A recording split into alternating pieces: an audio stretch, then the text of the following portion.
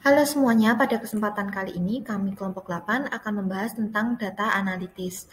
Oke, di sini kami mengambil kasus tentang big data.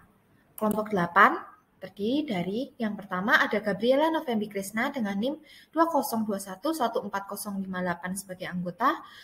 Yang kedua ada saya sendiri, Angelika Dia Hayati Safenarola, dengan NIM 2021140068 sebagai presenter. Yang ketiga ada Regina Vensa Ariesta dengan NIM 2021140074 sebagai anggota. Yang keempat ada Maria Pasialis dengan NIM 2021140075 sebagai penyusun. Yang kelima ada Igusti Agung Dimas Ramanda Putra dengan NIM 2021141000 sebagai anggota.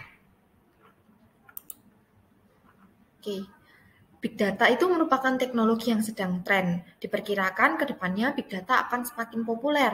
Big Data sendiri merupakan teknologi baru yang mana berisi informasi yang memungkinkan proses pengolahan, penyimpanan, dan juga analisis data yang beragam. Data yang beragam tersebut berbeda, mulai dari bentuk formatnya, berjumlah besar, dan juga pertambahan data yang begitu pesat. Analisis maupun olah data dalam jumlah besar memerlukan waktu lama.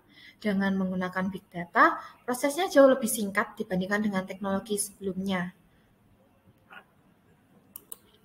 Oke, teman-teman, selanjutnya kita akan masuk ke pembahasan kasus. Di sini kita mengambil kasus big data dalam dunia kesehatan. Kasus big data dalam dunia kesehatan pertama adalah meningkatkan layanan.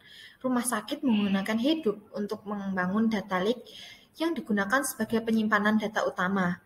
Big Data mampu memproses 3.000 data feed dengan 45 jenis data setiap harinya. Data yang disimpan meliputi tes laborat, data rekam medis, resep dokter, imunisasi, obat, dan juga klaim serta pembayaran. Big Data juga digunakan untuk menyimpan data yang berhubungan dengan klaim dari dokter maupun rumah sakit. Data digunakan untuk mengambil keputusan dalam meningkatkan pendapatan maupun reimbursement.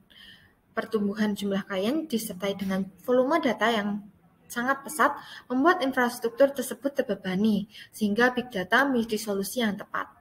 Rumah sakit yang ada di seluruh dunia mulai menggunakan Hadoop. Tujuannya agar membantu staf bekerja secara efisien. Tanpa Hadoop, big data tidak bisa menganalisa data yang tidak terstruktur.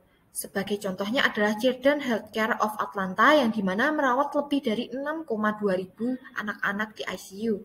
Rata-rata durasi tinggal di ICU itu bervariasi. Ada yang 1 bulan sampai dengan 1 tahun. Rumah sakit menggunakan sensor di samping tempat tidur yang dimana hal itu berfungsi sebagai alat pelacak kondisi vital pasien. Misalnya saja pasien dengan tekanan darah, detak jantung, sampai dengan pernafasan. Sensor ini akan menghasilkan data yang besar. Sistem biasa tidak akan mampu menyimpan data itu lebih dari 3 hari karena terkendala biaya di storage. Padahal rumah sakit membutuhkan data tersebut untuk dianalisis. Jika nantinya akan ada perubahan pola tim dokter dan asisten, akan mendapatkan alert. Penipuan saat ini banyak sekali motif dan modelnya. Setidaknya ada 10% pembayaran asuransi yang terkait klaim palsu. Di seluruh dunia, satu kasus ini bisa mencapai nilai miliaran dolar. Sebenarnya, klaim palsu ini bukanlah hal yang baru. Kompleksitas dari kecurangan asuransi ini semakin meningkat. Hal yang membuat perusahaan asuransi menjadi kewalahan dalam menghadapinya. Perusahaan asuransi menggunakan big data untuk memastikan integritas pembayaran mereka dibayar dengan benar dan tepat waktu.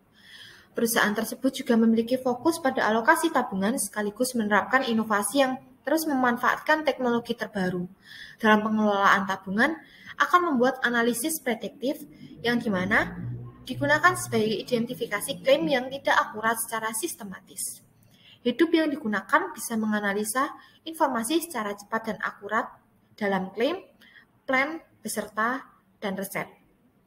Selain itu, juga bisa menganalisa penyedia layanan kesehatan yang dikontrak dan hasil review tim terkait. Big Data merupakan teknologi tercanggih yang bisa menampung data dalam jumlah yang besar.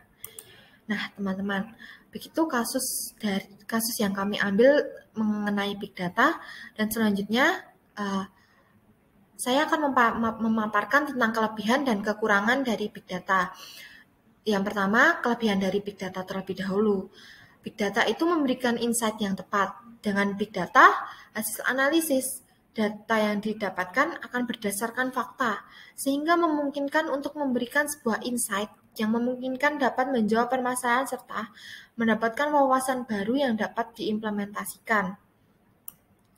Yang kedua dari keuntungan dari kelebihan Big Data adalah memberikan cara yang berbeda dalam berkompetisi dan menjadi lebih unggul.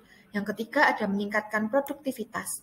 Hal ini dikarenakan Big Data dapat didapatkan secara real time, di mana setiap menit atau detiknya akan memproduksi data-data baru yang dapat dianalisis. Yang keempat ada mengembangkan inovasi. Penggunaan Big Data tidak hanya untuk menjawab masalah, namun juga berkompetisi untuk mengembangkan inovasi terbaru yang berdampak bagi halayak. Selanjutnya ada membantu dalam meminimalisir biaya yang dikeluarkan. Dan kelebihan dari Big Data lagi ada dapat mendeteksi penipuan. Yang terakhir ada efisien menjadi customer service. Untuk mempermudah dalam melakukan interaksi dengan pelanggan dan membantu untuk meningkatkan kepercayaan, maka pengimplementasian Big Data sahabat data di QLab akan membantu dalam mengumpulkan data informasi mereka, mengetahui kebutuhan lebih dalam dan spesifik. Nah, teman-teman, berikut adalah kelebihan-kelebihan dari Big Data. Selanjutnya, saya akan membahas tentang kekurangan dari Big Data. Yang pertama ada mempertanyakan kualitas data. Mendapatkan banyaknya data dari berbagai memang sangatlah membantu, namun dari banyaknya sumber tersebut tidak semuanya datang dari data yang bisa untuk dianalisis, sehingga data saintis atau data analisis yang digunakan akan membutuhkan sistem analitik yang lebih ketat untuk mendapatkan insight dari data yang signifikan dan akurat. Yang kedua ada risiko keamanan. Hampir semua organisasi mendapatkan informasi data yang sensitif seperti data pribadi yang dimiliki oleh pelanggan sehingga membutuhkan perlindungan yang ketat agar informasi tersebut tidak bocor hingga dapat memungkinkan potensi serangan cyber. Yang ketiga ada membutuhkan hardware.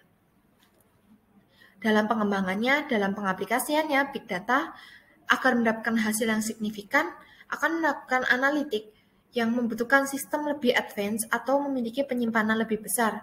Dengan demikian membutuhkan server yang harus diinstal dengan kapasitas yang sangat besar. Yang keempat, kurangnya talenta data atau praktisi data.